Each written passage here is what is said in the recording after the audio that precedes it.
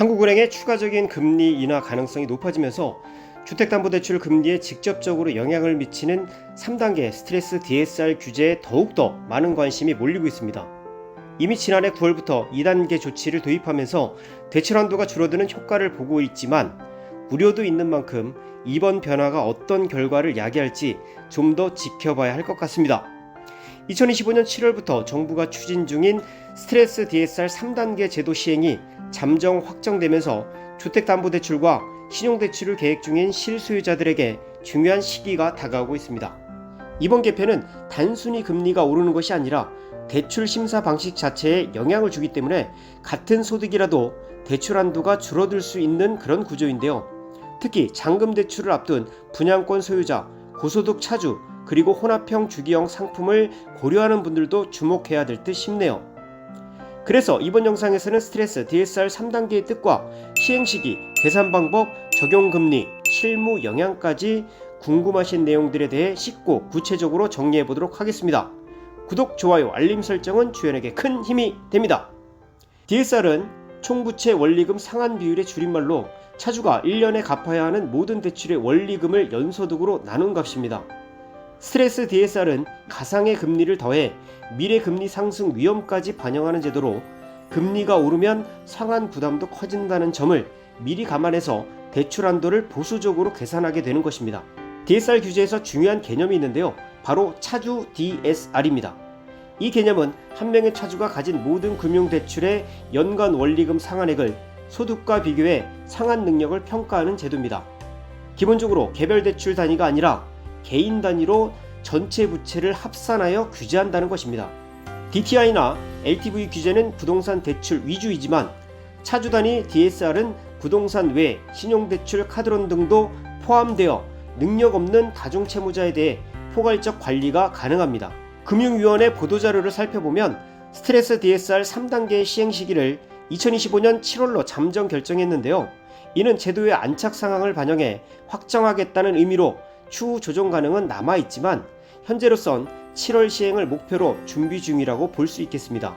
스트레스 DSR에서 적용되는 스트레스 금리는 고정된 숫자가 아닙니다. 최근 5년간 최고금리, 현재금리 공식을 기반으로 산출되며 상하한선은 1.5%에서 3% 사이에서 움직이는데 3단계에서는 이 기본 스트레스 금리를 100% 전부 반영해 DSR 산정 시 사용하게 됩니다. 즉 실제 대출 금리는 4%지만 DSR 계산엔 5.5로 적용되는 구조가 될 수 있습니다. 실제 금리 인상이 아닌 계산상 반영값이므로 대출이자 자체가 오르는 건 아닙니다.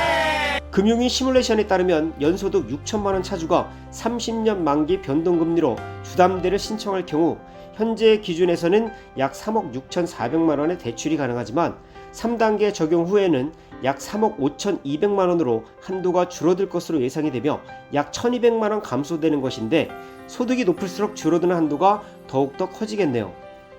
예시로 연소득 1억원 차주는 1억원 넘게 줄어드는 경우도 발생할 수 있겠습니다. 금융위는 중도금 전세대출은 스트레스 DSR 적용 대상에서 제외한다고 명시됐지만 잔금대출은 주택담보대출로 분류되어 스트레스 DSR 적용 대상입니다. 따라서 분양권을 보유 중이고 입주 예정이 2025년 7월 이후라면 실제 실행 시점에 따라 대출 한도가 줄어들 수도 있겠습니다. 대응 방법으로는 잔금대출 실행 시점을 6월 말 이전으로 조정할 수 있는지 금융기관과 미리 상담하고 시뮬레이션을 받아보는 것이 중요하다고 보여지네요. 금융당국은 이번 제도 시행으로 대출 한도가 실질적으로 줄어드는 고 DSR 차주는 전체의 약 7%에서 8% 수준일 것으로 전망했습니다. 즉 대부분의 차주는 큰 영향을 받지 않거나 기존 조건 유지가 가능하다는 뜻입니다.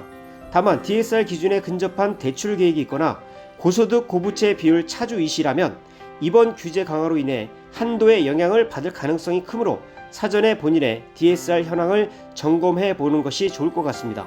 스트레스 DSR 3단계는 단순한 금리 계산의 방식 변화가 아닌 대출 실행 시기와 구조에 따라 수천만원 차이를 만드는 제도적 변화입니다.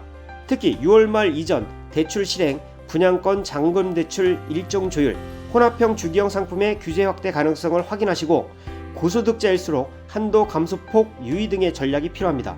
정책은 이미 예고되어 있고 오직 여러분들의 선택만이 대출 한도를 지킬 수 있는 수단이며 지금이 바로 내 자금 계획을 다시 점검할 때가 아닐까 싶네요.